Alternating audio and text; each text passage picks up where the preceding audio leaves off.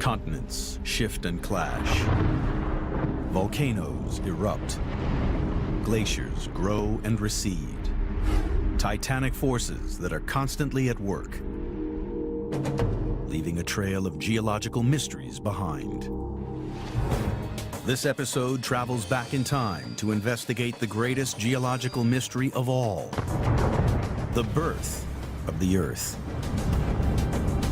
Scientists explore how our planet first formed from the dust of the solar system, how molten rock solidified to land, how our oceans filled with water, and how life arrived on Earth. These are the earliest chapters in the incredible story of how the Earth was made.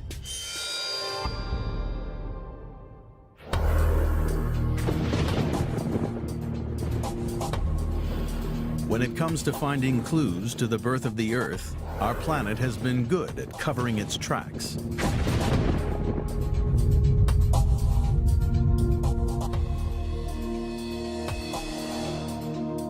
Billions of years of erosion, volcanic activity, and the shifting of continents and oceans have destroyed almost all the evidence of the earliest stages in Earth's formation. For geologists trying to discover how and when the Earth first formed, this is a major challenge. As geologists began to question the age of the Earth, and of course they looked for older and older rocks, what we began to find was that the further back you go in Earth history, the harder it is to find any of those rocks. The search for the oldest rocks on Earth brings investigators to the harsh desert landscape of northern Arizona. This giant hole in the ground is Meteor Crater, formed when a massive meteorite slammed into the Earth. We didn't really have rocks from the very beginning. Well, where could we find something? What about the meteorites that have been out in space and fall on the Earth? It was here that geologists made a vital discovery. Meteorites are older than any rocks on Earth. They had found the key that would unlock the secret of Earth's formation. If the oldest rocks came from space, that is where the investigation must begin, in space.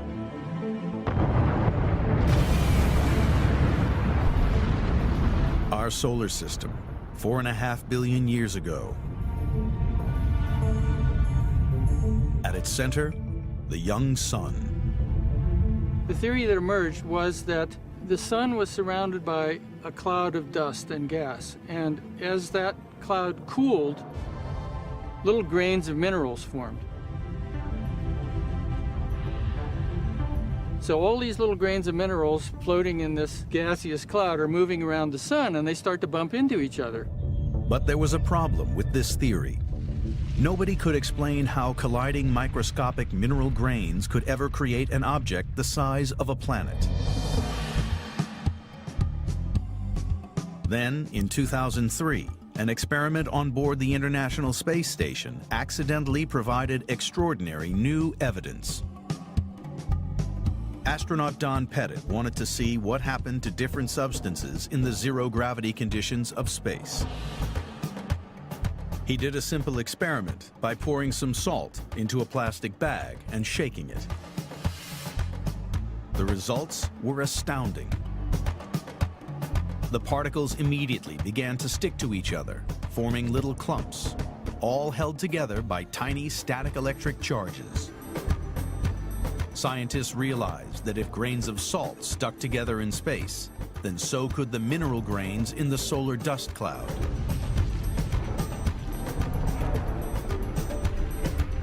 Here was real evidence for the fundamental mechanism that kick-started the formation of the Earth.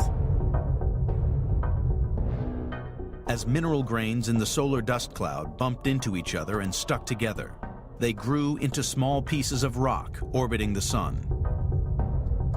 Over the next few million years, some of them collided and grew bigger. Many of these rocks are still orbiting the sun today. They have drifted for the past 4.5 billion years. unchanged from when they first formed. Occasionally, they fall to Earth, and we call them meteorites. They provide scientists with an incredible window onto the past. We brought what's called a stony type of meteorite. What the scientists do then is slice across it and look on the inside. And to a planetary mineralogist, you start seeing all kinds of wonderful things. This meteorite contains minerals and metals from every part of the solar dust cloud. So what we're looking at is the assemblage of all these little ancient materials that were floating around the sun in the nebula of dust and gas.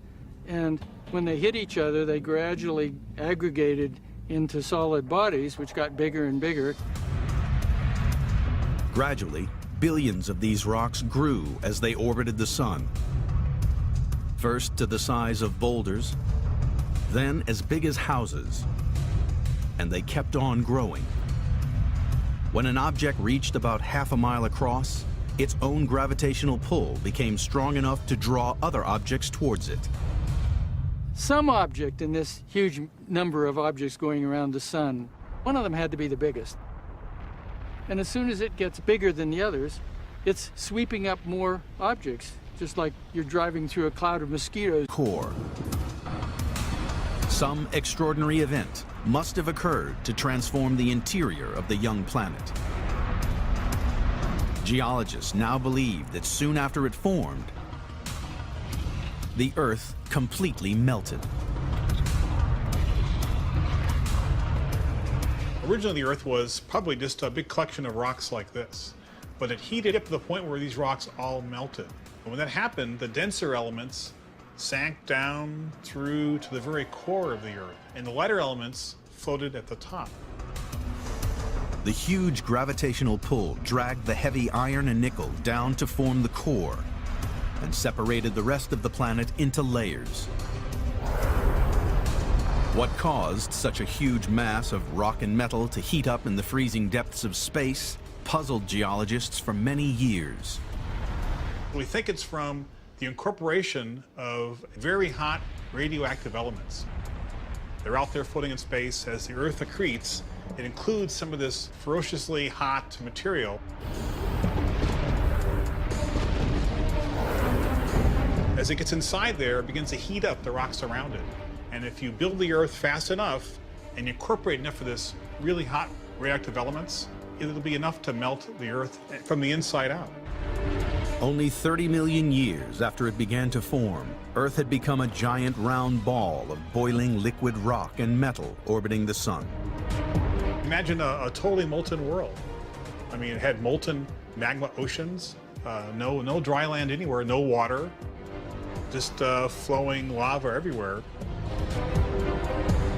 The temperature of the molten Earth was now a staggering 2,000 degrees. But at the edge of the planet, the vacuum of space is a constant minus 450 degrees, almost 2,500 degrees colder. The surface rock could not stay molten for long. It's cooling from the outside in. So from the outside begins to crust over, and you get this little scab, like on a wound, of cooled rock, but still really hot, and then gradually begins to cool from the outside in. In less than 1 million years, Earth's surface was covered in a thin crust.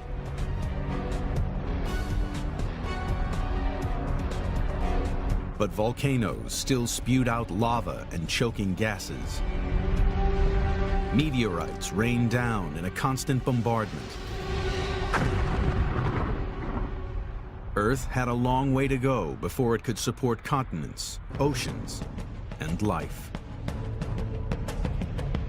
Scientists investigating the earliest origins of the Earth have uncovered evidence from salt grains in space. They revealed that the Earth began to form when fragments of the solar dust clouds stuck together. The Earth's internal layers provide the clue that soon after it formed, the young planet completely melted.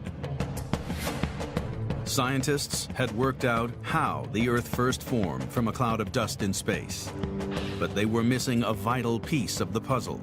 They still did not know the age of the Earth. Billions of years before humans evolved, tiny mineral grains in space clumped together to form the molten ball that became the Earth.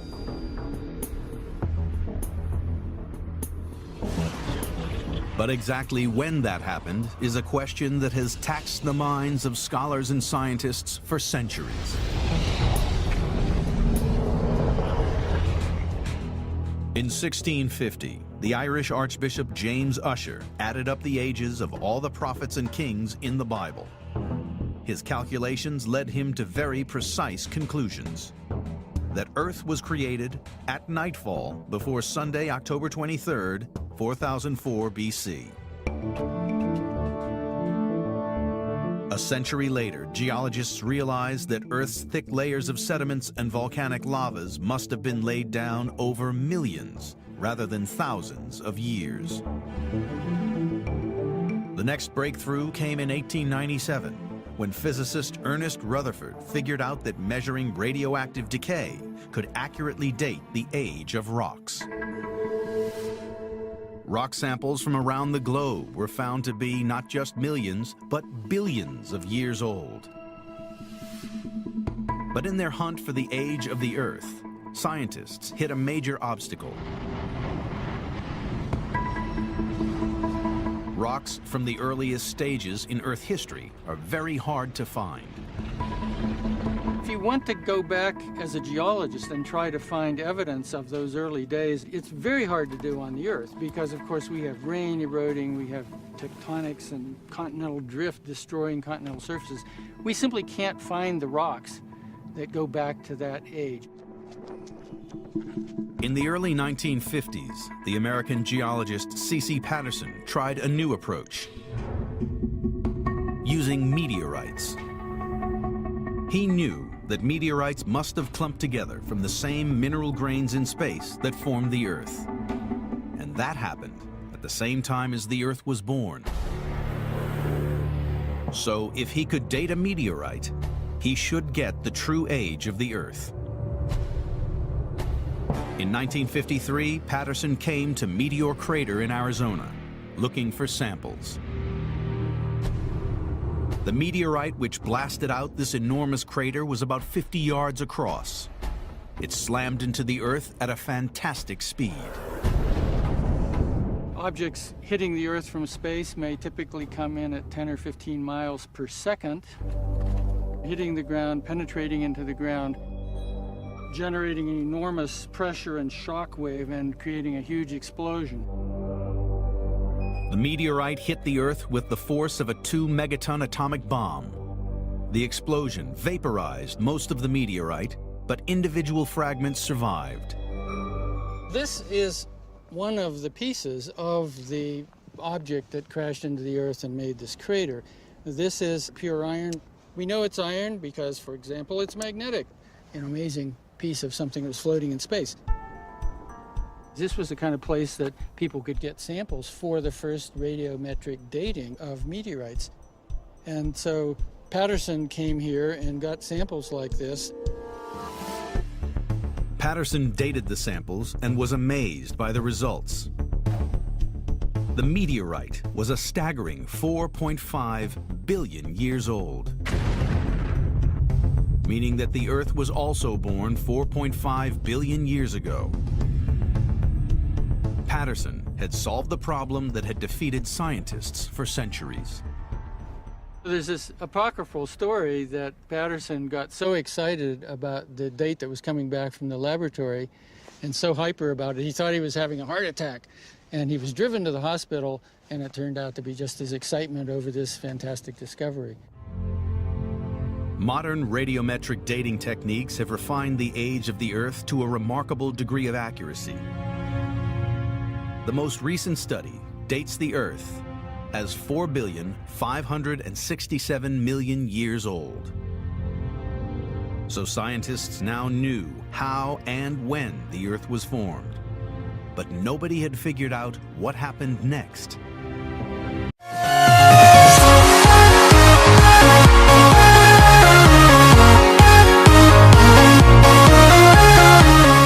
1974, a radical new theory emerged. In the early solar system, there were dozens of mini-planets chaotically orbiting the sun. According to the theory, one of these was on a collision course with Earth. The idea was the brainchild of Bill Hartmann, who was trying to explain the origin not of the Earth, but of the Moon. What we came up with was that maybe during that period of intense impacts, maybe very large impact hit the Earth and blew some crustal outer mantle rock off of the Earth into space around the Earth, and the Moon formed from that material. Hartmann suggested that another planet, about the size of Mars, crashed into the Earth.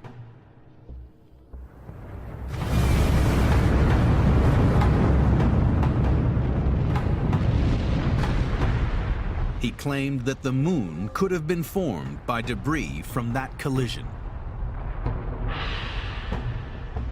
To many scientists, this was nothing but fantasy, but Hartmann had evidence. Collected from the Moon itself. I fall in the plum crater getting this rock. Footage from the Apollo 16 mission in April 1972 shows astronaut Charles Duke struggling to pick up a large sample of moon rock to bring back to Earth for geologists to analyze. That's 20 pounds of rock. At the Johnson Space Center in Houston, this actual piece of moon rock is still kept under strict laboratory conditions. I would say, behold the Moon. This is an actual piece of the Moon, and it's the largest single rock that they brought back from the surface of the Moon when the Apollo astronauts went there. We can't touch it. They don't want human beings touching these rocks and leaving organic material on them. Until the late 1960s, geologists thought that the Moon formed in the same way as the Earth, by clumps of mineral grains sticking together in the solar dust cloud. They believed it had layers, like the Earth, and a heavy iron core. But when geologists analyzed lunar samples, they were astonished to discover that the moon rocks contained much less iron than they expected. One of the mysteries has always been, why isn't there as much iron in the Moon as there is on the Earth if the two objects are right close together in space? The question bothered Hartmann so much that he began to think that conventional theories about how the Moon formed might be wrong. That lack of iron in the Moon, or to put it another way, the fact that the Moon is made out of rock that looks like the crust and the upper mantle material of the Earth, that was a clue that the Moon may have formed from rocks from the outer portion of the Earth. This was the key to Hartmann's idea of a collision between Earth and another planet. The force of the impact completely destroyed the other planet and flung billions of tons of Earth's crust and mantle out into space and into orbit around the Earth. Within a few thousand years, this debris clumped together to form the Moon.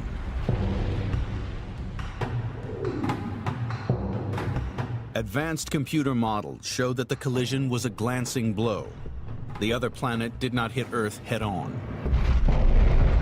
This meant that while Earth's outer layers were ripped off, none of its iron core was blasted away. That lack of iron would end up explaining why we have a Moon that is only the rocky material without the iron material. Hartmann's collision idea is now accepted as fact. It was his fascination with the Moon that led to a new understanding about a vital stage in the formation of the Earth. The Moon always, to me, is a reminder that we live in a larger environment than just the Earth. It's the cosmic environment. The inner solar system is our environment that we can move around in now.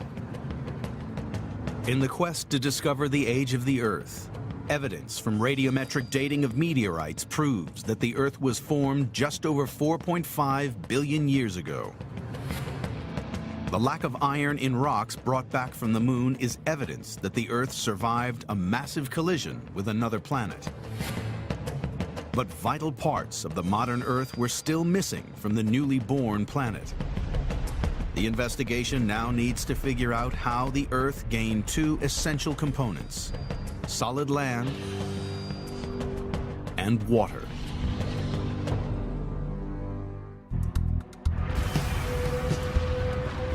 $4.5 billion years ago, Earth formed out of the solar dust cloud, then survived a devastating impact with another planet. The investigation now moves 200 million years forward in time as scientists try to discover how the first continents and oceans formed. They are looking for evidence on the northeast shores of Hudson Bay, Canada.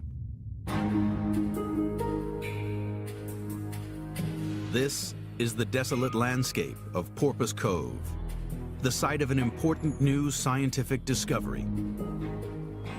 And it's all down to a young PhD student's fascination with ancient rocks. I was interested in studying the early Earth, so the idea is to get as far as we can back in time to get these old rocks and study rocks that were there in the past. Geologists already knew that rocks in this part of northern Canada are extremely old. But something about a small area in this vast wilderness caught O'Neill's eye. The overall aspect of the rocks really looked different. And right away we knew that something was really bizarre, really unusual about these rocks. The rocks are highly altered, deformed volcanic lavas known as amphibolites. The chemistry was unusual, the mineralogy was unusual, and nobody had seen rocks like that before. O'Neill decided the rocks needed further investigation. He sent samples to be radiometrically dated. The results were astounding. We were in the lab in Washington, D.C. when we first got the first number out of the machine. And the first reaction is we didn't believe it. So what you do is you reanalyze the rock a second time. And then the same number comes up, and then a third time, and then again and again. So you say, okay, we'll analyze more of these rocks because I can't believe it. And these numbers, the signature, this really, really old signature keep coming up, keep coming up, and keep coming up. And in the end, you have to come to the conclusion that these rocks have been formed nearly 4.3 billion years ago. The results were indisputable. The amphibolites are 4.28 billion years old, 200 million years older than any other rocks so far discovered. They are the closest anyone has come to finding Earth's original crust. These are the oldest rocks in the world, and it's amazing when you stand on it. You can try to imagine yourself almost 4.3 billion years ago when the Earth was so young and just barely forming. Walking on this landscape. And it's a really amazing feeling. These rocks are now yielding clues about the thickness of the early crust. O'Neill has found unusual minerals which can only form in conditions of very high temperature and pressure. They prove that the amphibolites were made at least 12 miles down in the crust of the Earth. This means that more than 4 billion years ago, Earth had a solid crust at least 12 miles thick. And a crust that thick suggests there must have been continents. And there's more. Evidence hidden in the amphibolites reveals that these rocks must have originally formed deep underwater. Well, you have to understand that when rocks form, they can record their chemical signature. And depending on where the rocks are formed, in what geological context they will be formed, they will carry that specific chemical signature.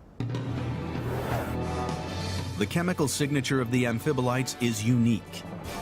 It proves that when these rocks formed, Earth had not only a solid crust, but oceans.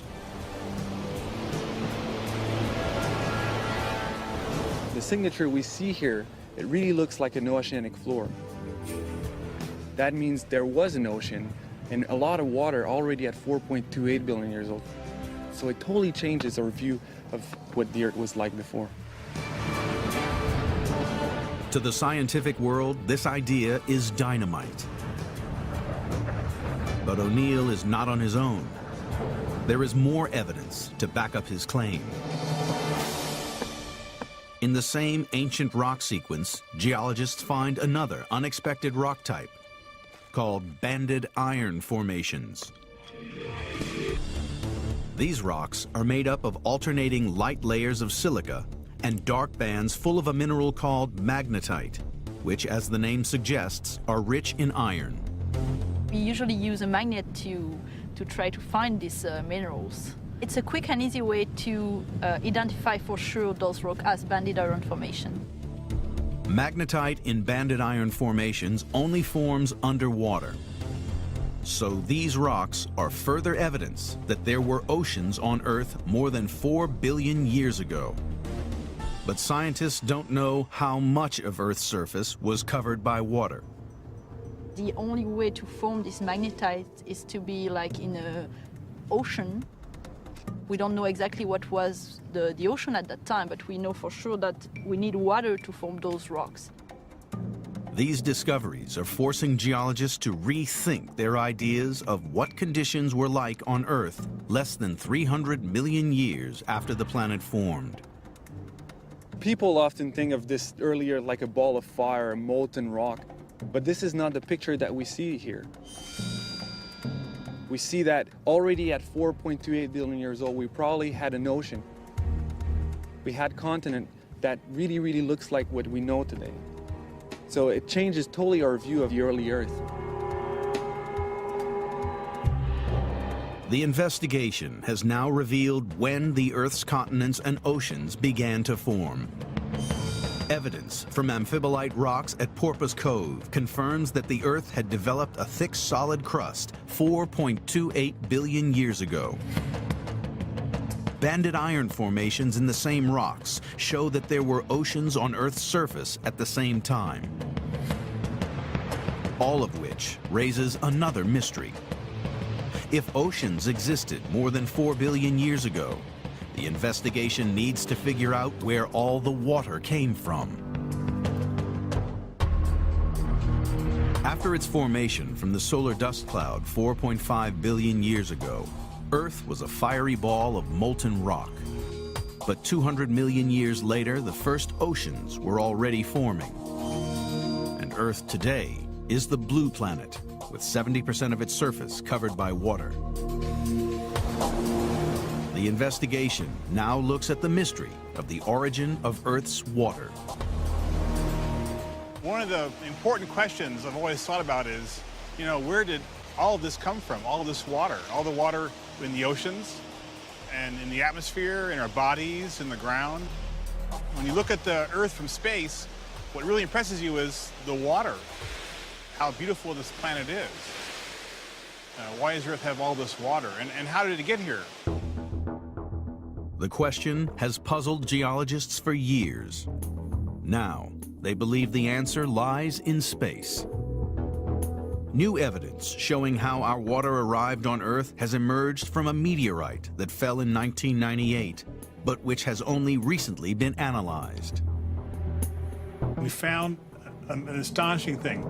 This meteorite contains grains of table salt, just like you put in your fish and chips. The clue is trapped inside the crystals of salt and revealed under the microscope. Minute droplets of liquid water. On the computer screen, you can see a little fluid inclusion, a little drop of water, and you'll know it's water. We know it's liquid because you see a little bubble moving around inside of this little droplet of water. The amazing thing about this discovery is the age of the water. You can date this by several different dating techniques. The salt itself is 4.5 billion years old. The water inside has to be at least that old, if not even older. There's no question about it. And so this water is at least as old as the solar system. Here is visible evidence that water existed in space when the Earth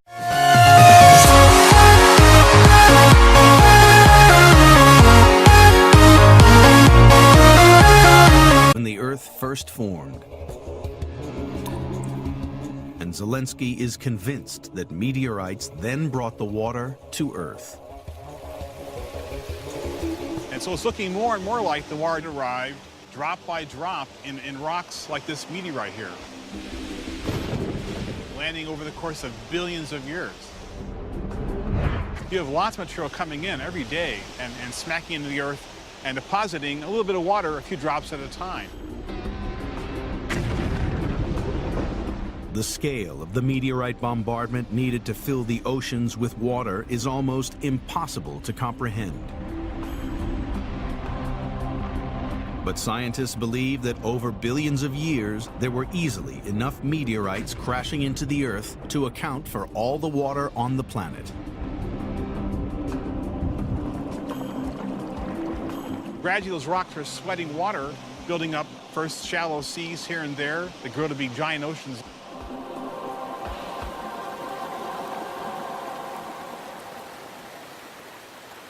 So you go from this to this.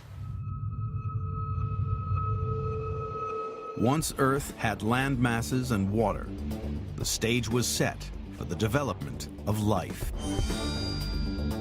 The next phase in the evolution of the Earth. Life is an essential element in Earth's geology. Without life, sedimentary rocks like chalk and limestone would not exist.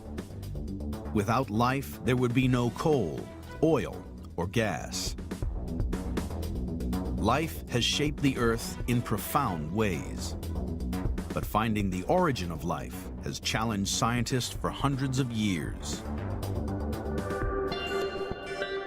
Now there's a new explanation. It comes from evidence found at Allende in the desert landscape of northern Mexico. At about 1 a.m. on February 8, 1969, night suddenly turned into day. A large fireball was seen travelling from the south northwards over northern Mexico. And this big flash and this fireball was caused by a really large meteorite. It was probably about the size of a car, and it entered the top of the Earth's atmosphere at about 36,000 miles an hour. As it plunged through the atmosphere, the meteorite broke up into thousands of fragments. There was no crater left by the Allende meteorite, so it fell as a shower of stones, the largest of which was reported to be about the size of a beach ball. The stones are found in, we call it a strewn field, and it's an area about 30 miles by 5 miles wide, and we're here right in the middle of that strewn field. Because the meteorite fragmented into so many pieces, geologists had to search a huge area to find samples. Now, I actually have a smaller one of the stones here. You can see it's about the size of a plum. It's one of the most primitive type of meteorites. This means that since it formed at the very earliest stages of solar system formation, really not much has happened to it. When they analyzed samples from Allende, geologists made a groundbreaking discovery. The meteorite contained tiny amounts of chemicals called amino acids. Amino acids are terribly important constituents of things like proteins, and amino acids really are sort of like the chemical building blocks for life. So to find these amino acids, these molecules, within the meteorite was a really exciting discovery. Every living thing on Earth, plant or animal, contains amino acids, and life could not exist without them. Until they were found in the Allende meteorite, scientists believed that amino acids were first made by chemical reactions on the surface of the Earth. People thought that maybe life had started on Earth in these sorts of warm pools, maybe, a few 100 million years after Earth actually formed, or possibly through lightning causing chemical reactions in the early atmosphere. There was a few theories as to how life may have started on Earth prior to the discovery of amino acids in meteorites. Since Allende, amino acids have been found in hundreds of other meteorites. Their discovery has revolutionized ideas about the origin of life on Earth. Scientists now believe that the building blocks of life originally came from space. Meteorites containing amino acids have bombarded Earth ever since the planet formed, and it was these amino acids which were the starting point for all life. Hunting for the origin of Earth's water and life, the investigation has revealed that the water on Earth arrived here inside meteorites. And meteorites also brought amino acids, the building blocks of life, to Earth from space. Scientists now need one more piece of the puzzle to explain the final stage in Earth's journey.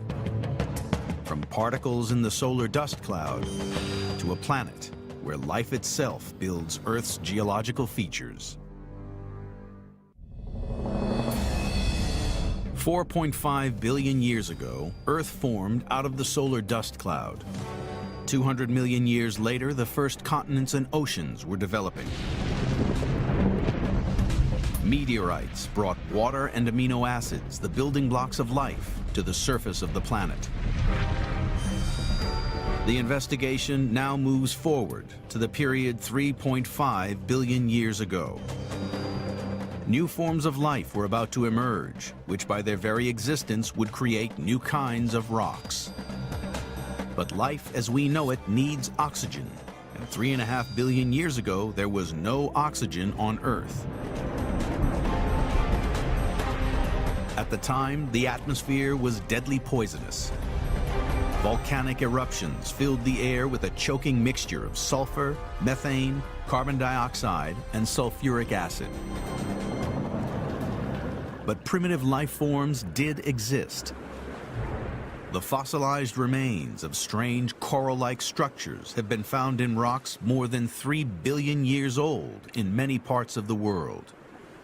They are called stromatolites, and they are a clue as to how the atmosphere filled with oxygen. Living stromatolites are incredibly rare. One of the few places on Earth where they can be found is in another part of the northern Mexican desert. This is the high valley of Cuatro Ciénegas. You might think that this is just any old desert, but it's not. This is a very special place. Because of particular way the chemistry is in this valley, it's unlike any other place on the planet.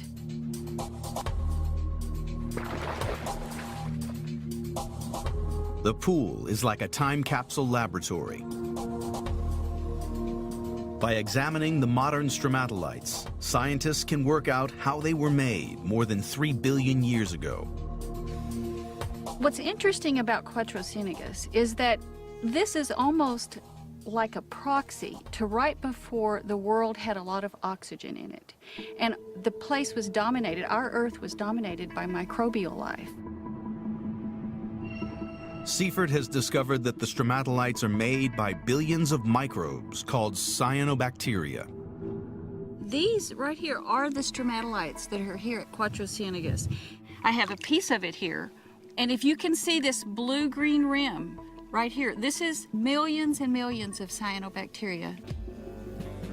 These bacteria were to change the course of Earth history because of one unique feature. They produce oxygen. Here at this pond, we can actually see them doing their job. We can see them making that oxygen. So when I get in the water and I actually go up to one of these cyanobacterial mats, if I look very closely, all of the community is making oxygen. And as that oxygen collects in that mat, it produces a little air bubble. And you can watch that air bubble just transfer to the top, and that's actually when oxygen is being released to the atmosphere.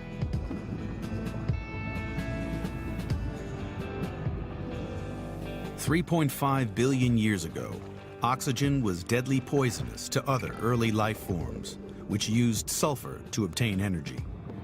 Cyanobacteria developed a little molecular machine that could actually take sunlight and take water and they made a byproduct that was oxygen. Well, on this planet back then, none of the life was used to oxygen.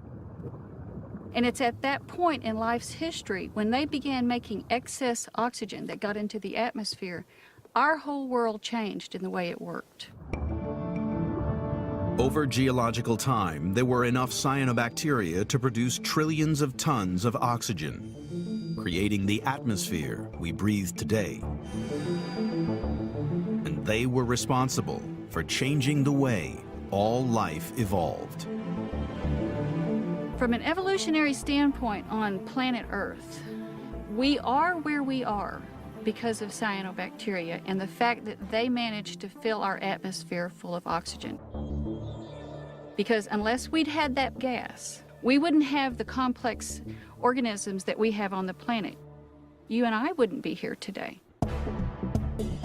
Once the atmosphere began filling with oxygen, the stage was set for the evolution of all plant and animal life.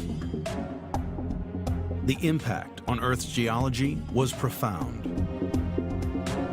Over hundreds of millions of years, decaying plant matter from tropical forests built up compressed layers, which eventually formed all the coal, oil, and gas deposits on the planet. Sedimentary rocks like limestone and chalk are made largely from the skeletons of marine animals which accumulated at the bottom of shallow seas. Without life, Earth's geology would be very different. The investigation into the birth of the Earth has uncovered evidence revealing the secrets of Earth's development.